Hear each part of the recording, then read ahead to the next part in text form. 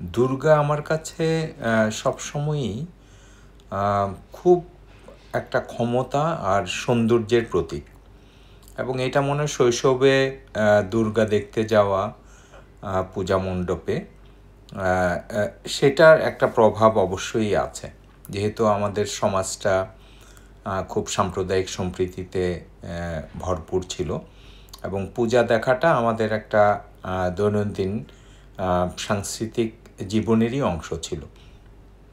তো দুর্গার ইমেজ খুব শৈশবে প্রথিত, তারপর একটা দুর্গা খুঁজছি, জীবন্ত দুর্গা, এবং সেই হচ্ছে যে দুর্গার মূর্তি, কারণ এরকম 10 হাতের জীবন্ত কাউকে তো দেখা যায় না, এই কারণে একটা দুর্গাই খুঁজে বেড়াচ্ছিলাম। তো এই সাম্প্রতিক কাঠমান্ডু সফরে, নেপাল সফরে সেই দুর্গা পেয়ে গেলাম। এটা নেপালের তৈরি, চমৎকার লেগেছে আমার এর সূক্ষ্মতা, এবং এটা আমি সংরক্ষণ করছি ব্যক্তিগত সংগ্রহ হিসেবে।